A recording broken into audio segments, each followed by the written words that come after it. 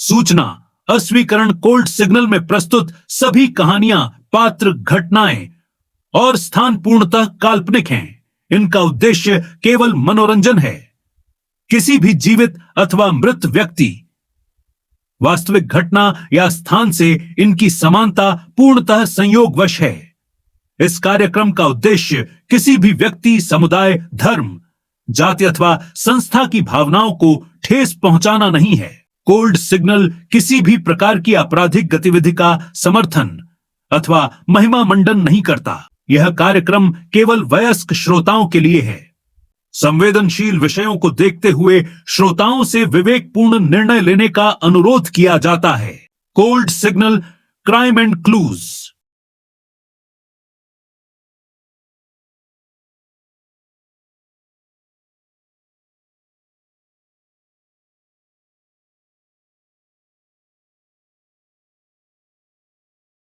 नमस्कार, मैं हूं अर्जुन श्रीवास्तव और आप सुन रहे हैं cold signal season 1 episode 3 part 1। आज की कहानी अलग है, आज का दर्द अलग है, क्योंकि आज बच्चे लापता हैं। 10 बच्चे एक ही रात में, एक ही इमारत से। यह कहानी 2 हिस्सों में है। आज आप सुनेंगे पहला हिस्सा, वो रात, वो सुबह, वो चीख जिसने पूरे शहर को हिला दिया।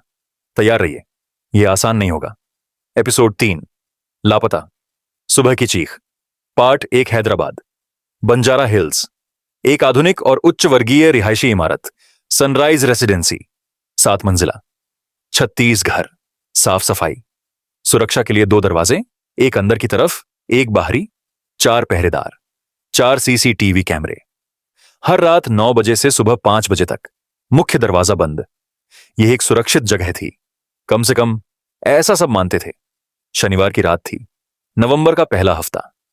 आसमान साफ था, ठंडी हवा चल रही थी। इमारत के बच्चों ने नीचे के खुले मैदान में खेला, क्रिकेट, छुपन छुपाई और कुछ हंसी मजाक। रात 8 बजे तक सब अपने घर लौट गए। माताओं ने खाना परोसा, पिता अपने काम में लगे रहे और बच्चे सो गए, या ऐसा सबने माना। सुबह के 5:10 पर पहली चीख आई। तीसरी मंजिल, फ्लैट नंबर 301। सुनीता राव, एक 8 साल के बेटे की मां। सुबह उठ के देखा, बेटे का बिस्तर खाली था, खिड़की खुली थी, जूते घर में थे। वो बाहर नहीं गया था, लेकिन वो था भी नहीं। सुनीता ने चिल्लाना शुरू किया। पति दौड़ा, पूरे फ्लैट की तलाश की, कुछ नहीं। उसके चिल्लाने की आवाज सुनकर पास के घर वाले बाहर आए और तब एक के बाद एक दरवाजे खुलने लगे और चीखें बढ़ने लगीं। फ्लैट 204, बेटी लापता, 8 साल। फ्लैट 506, 2 भाई लापता, 6 और 9 साल। फ्लैट 102, एक लड़की लापता, 7 साल। कुछ ही मिनटों में सनराइज रेजिडेंसी की छत से लेकर निचले दालान तक एक ही आवाज थी, रोना, चिल्लाना और एक भारी गहरी खामोशी, जो तब आती है जब दिल मान नहीं लेता, जो आंखें देख रही होती हैं। 10 बच्चे एक ही रात में, एक ही इमारत से, सबकी उम्र 6 से 11 साल के बीच। कोई टूटा हुआ ताला नहीं था, कोई खिड़की नहीं तोड़ी गई थी, कोई बाहरी दरवाजे पर जबरदस्ती के निशान नहीं थे। पुलिस पहुंची, इंस्पेक्टर विक्रम देसाई और उनकी टोली। सीसीटीवी फुटेज खोला गया और वहां एक अजीब बात दिखी। रात के 3:27 पर एक के बाद एक बच्चे अपने अपने घर से बाहर निकले, बिल्कुल शांत, बिल्कुल खामोश, जैसे वो नींद में चल रहे हों।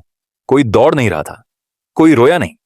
सब सीधा लिफ्ट की तरफ गए, लिफ्ट में बैठे और भूतल मंजिल पर उतरे। पार्किंग का इलाका, कैमरा वहां नहीं पहुंचता था। आगे अंधेरा। विक्रम ने फुटेज बार बार देखा। एक चीज थी जो उसे चैन नहीं लेने दे रही थी। हर बच्चे के हाथ में एक छोटा सा कागज था, लिपटा हुआ, सीधा उनकी मुट्ठी में। कागज कहां से आया? किसने दिया?